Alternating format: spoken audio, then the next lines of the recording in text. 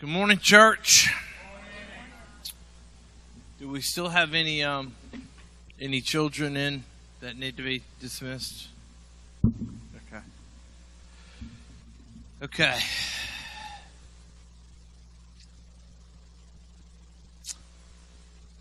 Here's what I want you to do.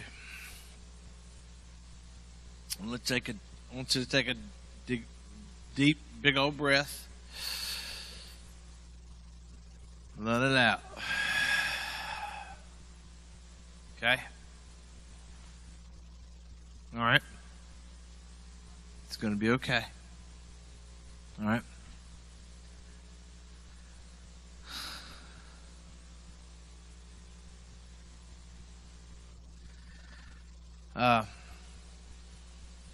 Turn with me, if you have your Bibles, to 1 Samuel chapter 30.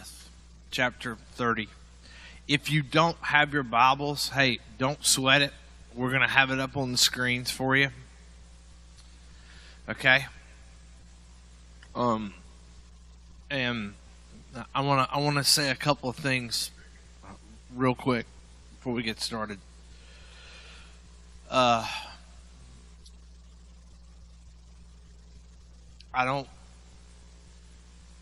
Lisa and I talked about this, and I prayed about this, and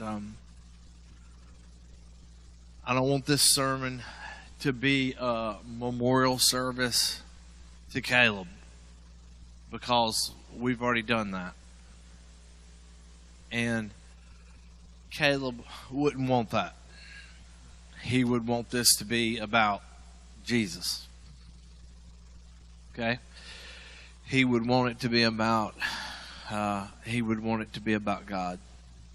And he would not want it to be about us sitting around crying and it be reliving a memorial service. So that's not what this sermon is going to be about at all. It's going to be, I've entitled the sermon today, what do you do? What do you do with the worst day of your life? And there are some lessons that I feel like that God has shown Lisa and I over these last 10 days that will help us and that will also help others when you have to experience what you will consider the worst day of your life as well. Okay? So if you've got your Bibles and you're in 1 Samuel, okay, chapter 30. If you've gone to 2 Samuel, you've gone too far. So you need to hang a left and come back a little bit. All right, we're going to start from the very beginning. The first verse. Now it happened when David and his men came to Ziklag on the third day that the Amalekites had invaded the south and Ziklag. The Israelites were constantly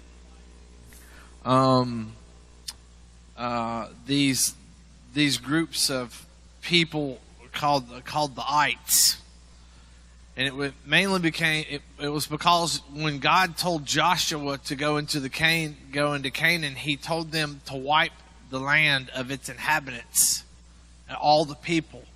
Well, Joshua and the Israelites did not obey God, so from this point on, the Israelites had to fight the Amalekites, the Jebusites, the Amorites, the floodlights, the blue lights, the black lights, the graphites, any other kind of ites you can come up with.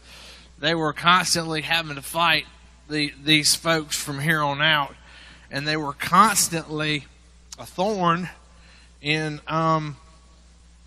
in the nation of Israel's side from here on out, all because of Joshua and the nation of Israel, their disobedience to God. And there's a lesson in there that if we're not careful, sin in our lives, disobedience to God, can have long-range ramifications.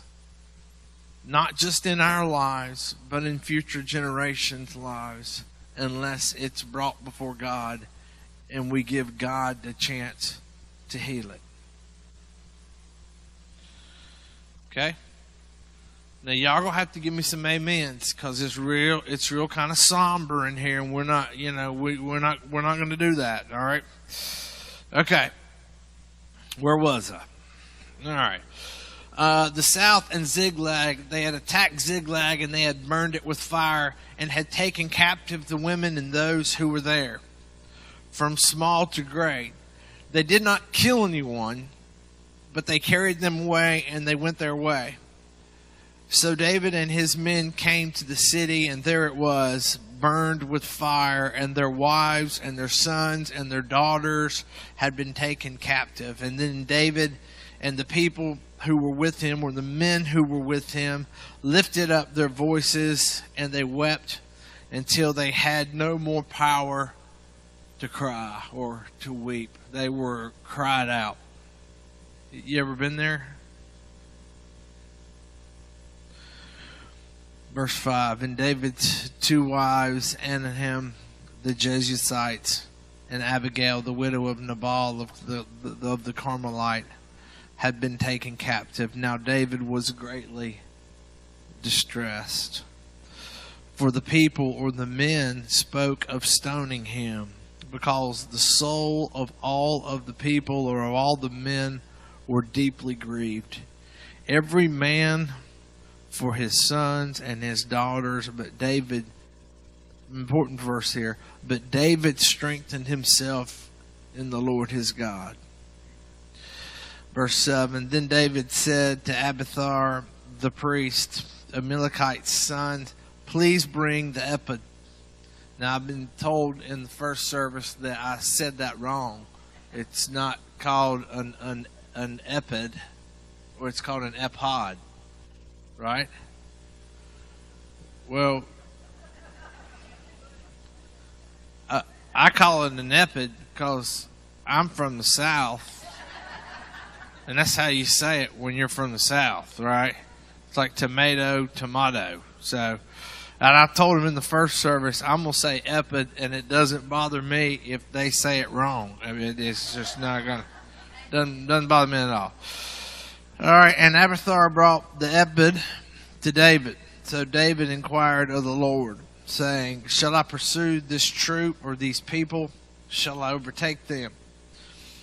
And he answered him, pursue, for you shall surely overtake them, and without fail recover all. So David went. He and the 600 men who were with him came to the brook of Beshor, where they stayed, who were left behind. But David pursued, he and 400 men, for 200 stayed behind, for they were so wearied that they could not cross the brook of Besor. And when they then they found an Egyptian in the field, and brought him to David, and they gave him bread, and he ate, and they let him drink water, and they gave him a piece of cake and a fig and 2 clusters of raisins. So when he had eaten, he had strength to come back to him, and he had eaten no bread nor drank no water for 3 days and 3 nights. Then David said, to whom do you belong, and where are you from? And he said, I am a young man from Egypt, servant of an Amalekite, and my master left me behind because 3 days ago I felt sick. We had an invasion on the southern area of the Cherethites in the territory which belongs to Judah, and the southern area of Caleb. And we burned Ziklag with fire. And David said to him, can you take me down to the troop? So he said, swear to me by God that you will neither kill me nor deliver me into the hands of my master, and I will take you down to this troop. And when he had brought him down, there they were, spread out all over the land, eating and drinking and dancing, because all the great spoil which they had taken from the land of the Philistines and from the land of Judah. We'll stop reading there. I want you to imagine for a moment, if you can, you come home from work one day and your house has been burned to the ground. There's nothing there. You have found out that someone has stolen your identity. And in doing so, they have cleaned out your bank account, your 401ks. They somehow managed to cancel your insurance. So you have no insurance on anything that has been burned. They have stolen your vehicles. They've taken everything that is precious to you, even your $100 or even your $1,500 golf clubs that you cherished. They're all gone, right? And you don't even know if your wife or if your children are alive. From the looks of things, you fear that they are probably dead and everything is gone. I would think that that would probably be considered the worst day of your life. Last week, we got 2 police officers show up at our door at 4-something in the morning to tell us the worst news that a parent would ever want to hear.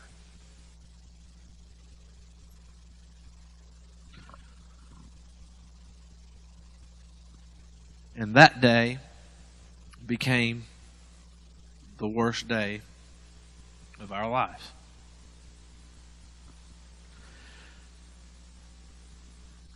It was during this that God began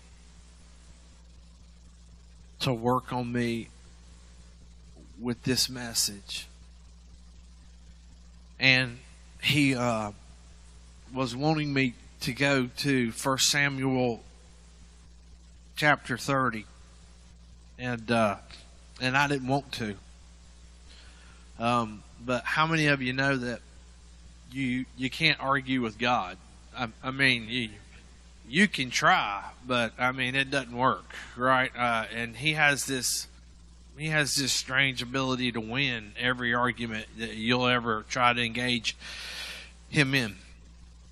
So I began this painful process of going through and praying over what I'm about to share with you today. Because no matter how wonderful life is, there will come a zigzag in your life one day too. It doesn't matter how well you love and protect your children. It doesn't matter how well you take care of yourself and your health. It doesn't matter how much of a financial guru you are. There will come a day where there will be a zigzag that will come to your day. And I think the things that we will share today, I think that they will help you, and I pray that they will aid you in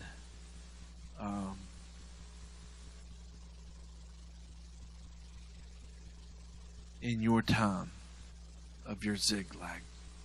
Okay? So please join me as we go to the Lord in prayer. Father, in the name of Jesus,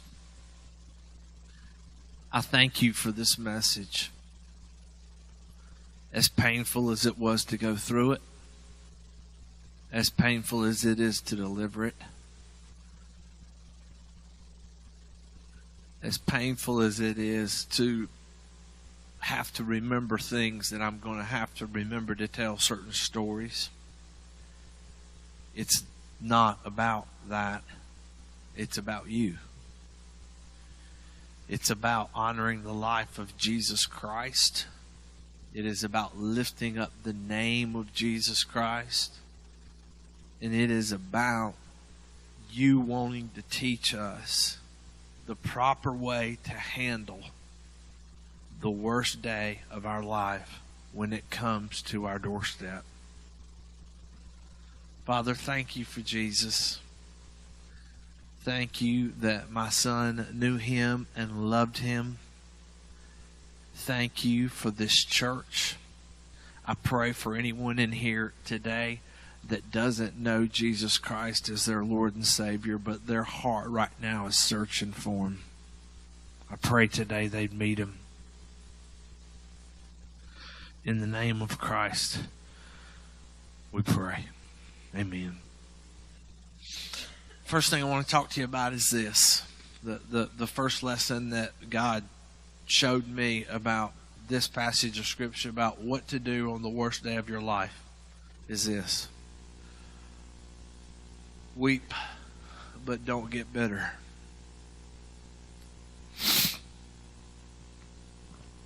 The story of David here is a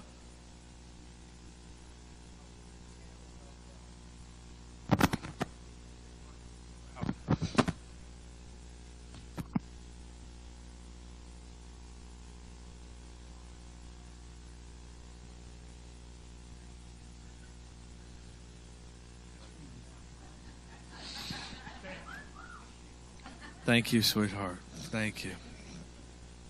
That would have drove her crazy for the whole sermon. Trust me, her A-type personality. Weep, but don't get bitter. What the neat thing about the story here is that there are some of David's men here in their sorrow and in their grief, they end up getting bitter. As a matter of fact, it says to the point that they get to the point where they want to stone David.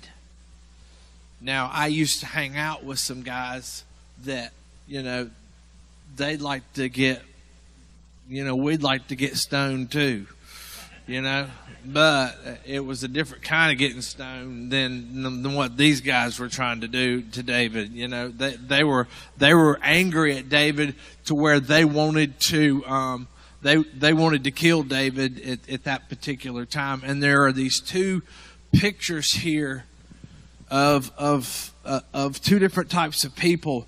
David, who goes and seeks the Lord, and then others who fall into the trap of bitterness. And let me, I'm going to be transparent with you if I can just for a minute, because you guys know me and you know that that's just how I am. I'm going to be as transparent even in our pain and our grief as I can possibly be. This past week, we have something that happens to you of this magnitude. When you lose a child, when you lose a spouse, when you lose your retirement, when you lose your 401k, when you lose things you have worked for, the enemy will come in, and the first thing the enemy will try to do in your life is that he will try to get you to place blame onto something or somebody. He will try to push you to say, it is this person's fault. You need to direct your anger towards them. They need to be the target and the source of your bitterness. And you're going to have a choice there to either to either let that bitterness define you or not. If you guys were at Caleb's memorial service on Sunday, some of you guys were there, some of you weren't. I told a story about Mary and Martha. How many of you were, you remember that? Okay, just if you were there, just act like you haven't heard it before. Act like, all right, this is going to be the first time you heard it, okay? There's a story about Mary and Martha and Lazarus. And Lazarus is sick and he is dying. And so they send word to Jesus. And Jesus, the Bible tells us, is 3 days away. But the Bible tells us that Jesus doesn't come right away. As a matter of fact, he tarries, the Bible says, for 3 days. He stays put and doesn't come to their aid. And there's this poignant sentence that Mary and Martha, they say to Jesus when Jesus finally, when he arrives on the scene, and they say this. They say, Jesus, if only you would have been here.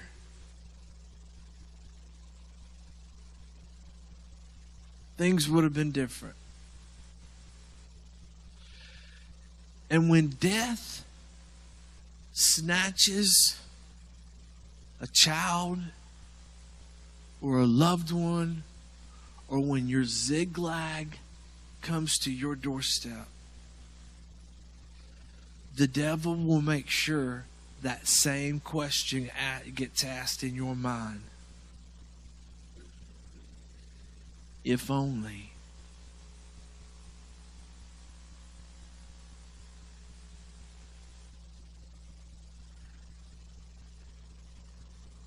If only I would have told him how much I loved him.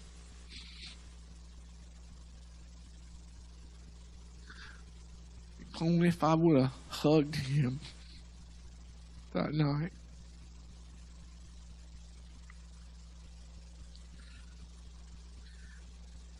If only I'd have been a better parent.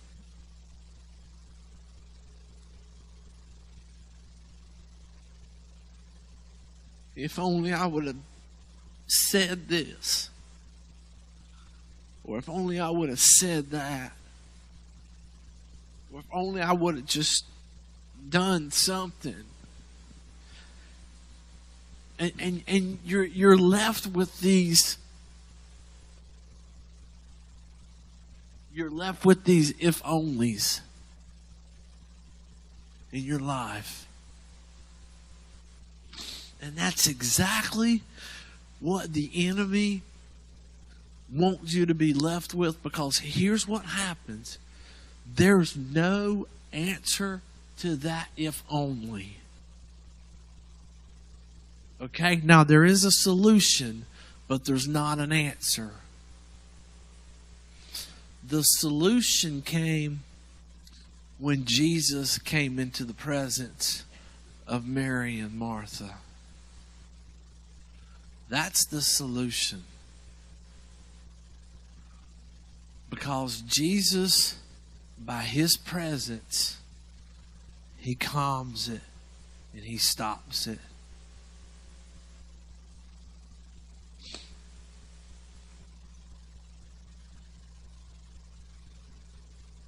Don't be defined by the bitterness. Weep. The Bible says that those men cried to where they couldn't cry anymore. They were cried out. They couldn't cry anymore. But weep. Weep as much as you have to, but don't become bitter. Don't be bitter. Don't allow the enemy to grow and plant a seed of bitterness in your heart, which will eventually create a root of anger. there's this, and I'm going to move on from this point. There's a story about one of my favorite characters in the Old Testament, Joseph. Y'all are going to find out when I say I have favorite characters in the Old Testament. All the characters in the Old Testament, they're all my favorite. So, but Joseph is one of them. And Joseph, he gets untreated unfairly by his brother. He gets thrown in a pit. You know, you guys know the story, how it goes. He gets thrown in the pit. He gets sold into slavery. He gets sold to a man by the name of Potiphar. Potiphar is a trustworthy man. Joseph is a very godly man, so he gains Potiphar's trust, and through all of this stuff, he ends up running Potiphar's house. But in the course of that, apparently Potiphar's wife kind of took a shine to old Joseph. Apparently he must have been, a lot like me. He must have been good looking, and so I figure I could get that one in. The day y'all give me that one. So,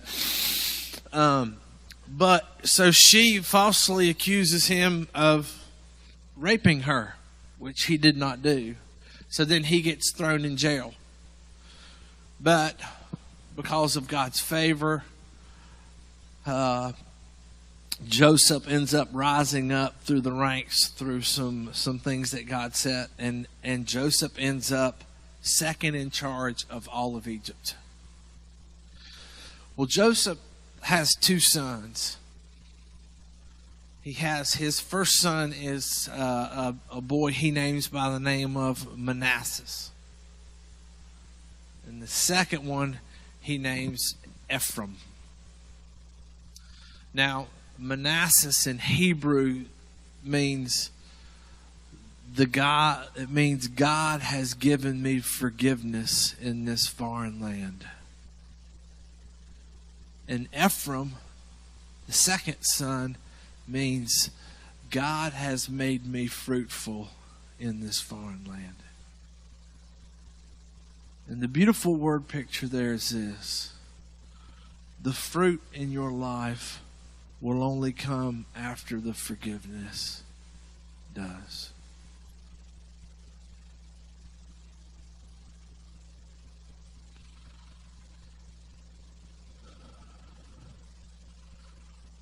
Weep as much as you need to, but do not let that weeping turn into bitterness. You combat that with forgiveness, because the only fruit that's going to come out of this will be through forgiveness. Amen. Next point. Worship God in your pain.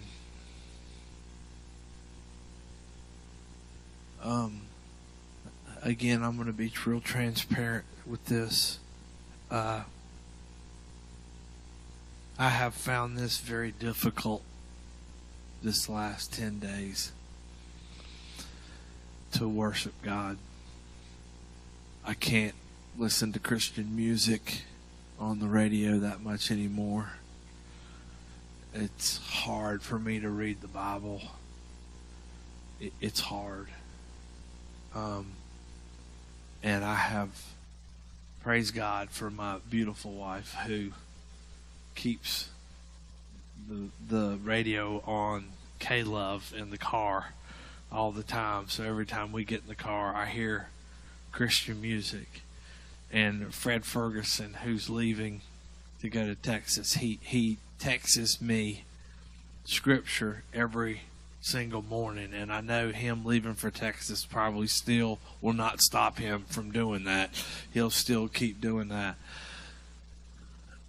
But there's a neat passage of scripture right there that it says that David goes and he gets the ephod. And an ephod was it's a thin piece of linen cloth that a priest would wear, and they would put it on under all their other garments, and they would only wear it when they were getting ready to go into the temple to worship and to praise God. So David, in the midst of all this madness, and in the midst of all this chaos, and in the midst of all this, these people that are angry and mad at him, and that want to stone him, and that want to blame him, he centers himself in that moment, and he puts on his garment of worship, and he goes and he seeks God's face, and he prays to God, and he worships God, and he gets a word from God in the midst of that. And as hard as it is for you to do it, let me tell you something. The times that I've done it this week, I've found God's peace. Even if it's just for moments, I found a peace. It's a peace that surpasses all understanding. And it makes no sense that I should have it at that time, but I do. Because His Word is true. Worship Him in your pain. Okay? Next one. Get perspective. What's interesting about this, and I'm not going to spend a whole lot of time on it, but Ziklag in the Old Testament, that was David's capital. Israel was a fledgling nation at that time, but that was Ziklag. Ziklag was David's capital city. Now, once it gets burned to the ground, David moves it. He moves the capital city to what you and I will presently know as Jerusalem. But it comes because of Ziklag got burned to the ground. But what the neat thing that I see about that is this. What was destroyed there, Ziklag, was only temporary. It was only temporary. And the world that we live in, it's only temporary. This isn't our home. We're just pilgrims passing through, aren't we?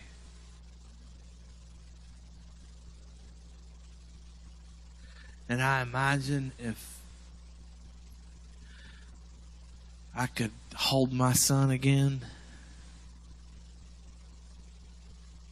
and beg him to come back here, he would say, "No way, Dad. No way."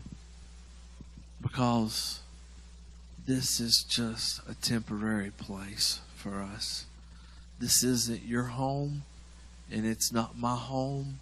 It wasn't my son's home. My son's at home, and he's with Jesus. And when you're in Ziklag, keep your perspective that this isn't what it's all about. The money and the cars and the houses and all the nice things, they're great things, don't get me wrong. But one day it's all going to go away, just like Ziklag did. So keep it in perspective. Keep it in perspective when you're in Ziklag. Next one. Lean on others. I can't even... Lisa could probably preach this point a whole lot better than I could. But she won't come up here and preach it. I've already asked her. We always talk about how great this church is. And it is. Out of all the churches we've been a part of, that we've preached in, that we've had association with, This is the best church we have ever been a part of. I am so proud to be called the pastor of this church. But we were really shown that over these last 10 days. The love and the prayers and the outpouring. I mean, and I don't mean this as a knock against my wife. My house is as clean as it's ever been. I'm going to tell you what. I mean, we have had some, it has been, just, we had to get another refrigerator brought into our house to house all the food, guys, that you guys have been, and listen, keep it coming. I mean, I love to eat, so don't stop. But you will find when you get in your zigzag that you're going to sometimes need to lean on others. I was so thankful to have a brother, many brothers, that held me up when I couldn't hold myself up. I used their faith when I had none. Lisa used some of her sister's faith when she had none. It's true. The proverb says that iron sharpens iron as one man sharpens another. And what has happened is you need to surround yourself with people. And David is this beautiful example in this story about how all these men, even though they had animosity toward David, David was this rock of faith that people were able to come to and find faith, find this beautiful relationship with God from a man who loved God and worshiped God. And it's when you're in your zigzag, you're going to need to be able to lean on others. And Lisa and I've said this before, and I'm going to come off this point, I promise you, in just a minute. I don't know how people go through stuff like this and don't have church families. I don't know how they do it. Our church family has been outstanding. You guys are the best of the best. And we love you and thank you so much for all that you've done for our family, from your prayers to just everything. Thank you so much. Okay, I appreciate that. And here's the last point. Choose who will define this moment in your life. I'm a reader. I used to be a big time reader before we had kids, and now I don't have enough time. But I love reading, and if you know anything about literature, there's always an antagonist and a protagonist in stories, right? There's a hero and a villain, right? And in stories, it's been interesting to me to realize this. When zigzags happen, when things like this happen, you're going to have to make a choice in your life. Who are you going to be defined by? Are you going to be defined by the hero, or are you going to be defined by the villain? Are you constantly going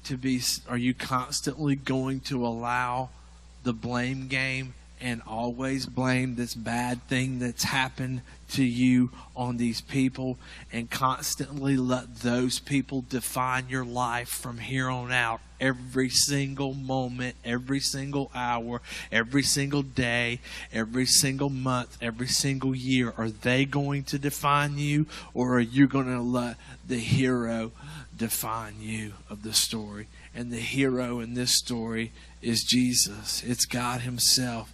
David turns to God, and he allows God and his word to define David's course of action. And I'm going to read you this, and I'm going to close with this. And I I tell you this, if there are any aspiring pastors in the audience, never do what I'm getting ready to do right here, okay? And that is to read to your congregation. Don't ever do that. But one of my favorite, and I read you some stats about him a couple of weeks ago. My favorite president is Abraham Lincoln. And I want to read you something that Abraham Lincoln did. And I'm going to give you a little background with it, okay? And this is what I'm going to close with. At the outbreak of the Civil War, Lincoln had allowed an old friend of his to volunteer. Though at the age of 50, the white-haired man by the name of McClellan, he was ancient by military standards. He had lost vision in one eye, and he had lost his right arm in a thresher accident. But Lincoln had learned that McClellan wanted to serve his country. So he allowed him a position. Now, McClellan had been stationed at a place called Coffeeville.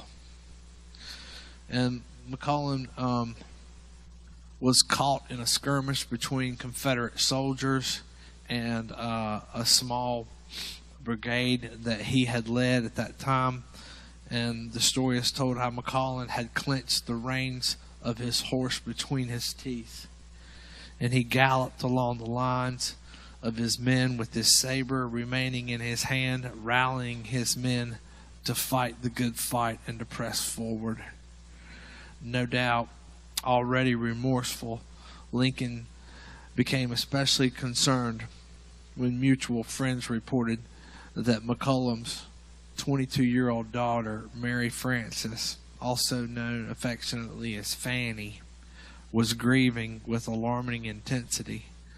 The afflicted young woman shut herself into her room and refused to eat for days.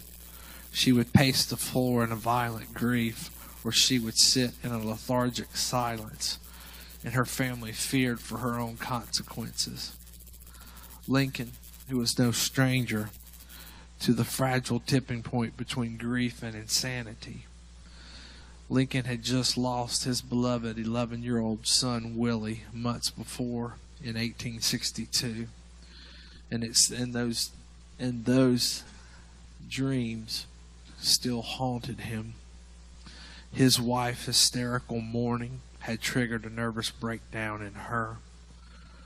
And earlier in Lincoln's life, he had watched his own mother die at the age of 9.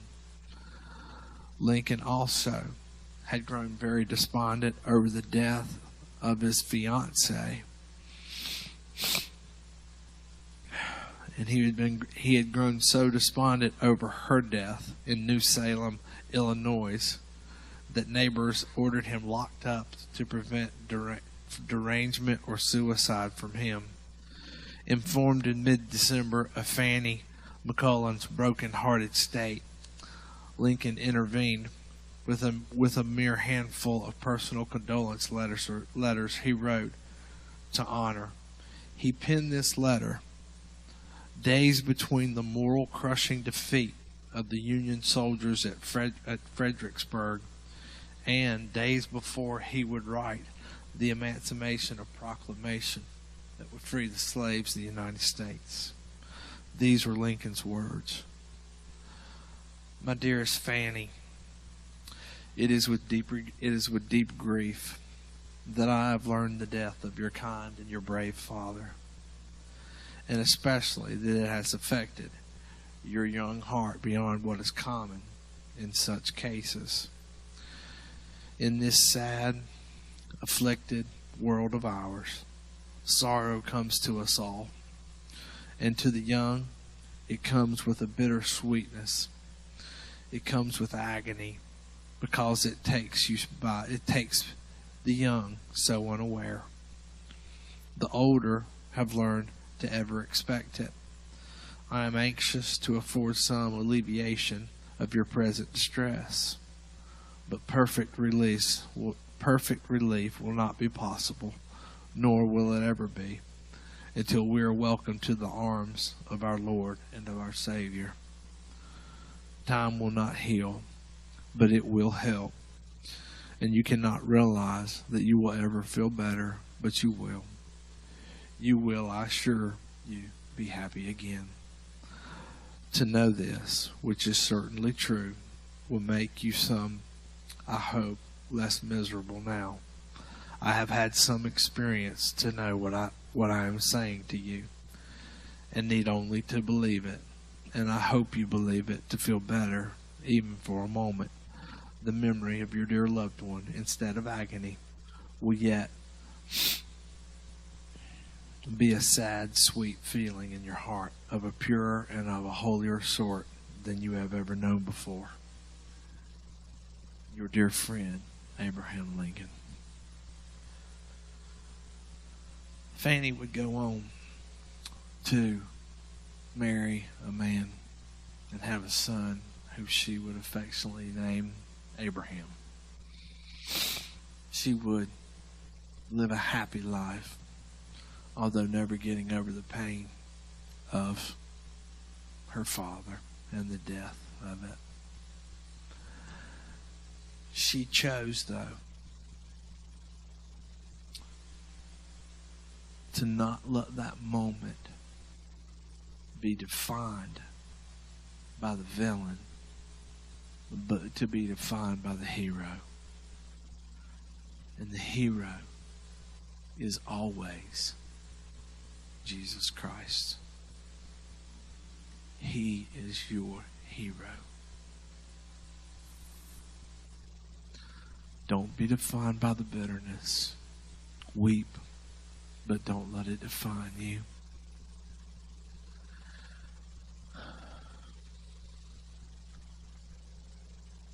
Please join me as we go to the Lord in prayer.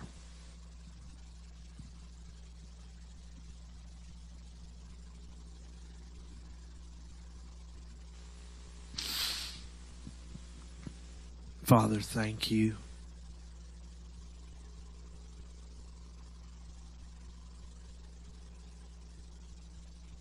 As strange as this sounds, thank you for pain. Thank you for grief. Thank you for sorrow. As strange as that sound. Because we know that you are a God that is acquainted with broken hearts and human tears. We know that you are a God that can alleviate it. Time will not heal our wounds, but you can. And Father, I pray for everybody that's in earshot of my voice today in this sanctuary and that will hear this on the website, that when their zigzag comes, that they will weep but not grow bitter, that they will weep but not grow bitter.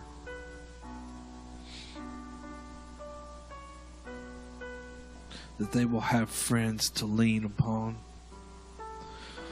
That they will have a courage and a strength to worship you in the midst of their pain. That they will not let that moment define their lives, but they will let their lives be defined by you and you alone, because you are the creator of it. I thank you that this is not our home. I thank you that one day we will hold our loved ones in our arms again. And we will sing songs. Songs of rejoicing to a King that conquered death, that overcame the grave, that is risen. In the name that is above all names, in the name of Jesus Christ our King, all of God's children said, Go in God's peace. Amen.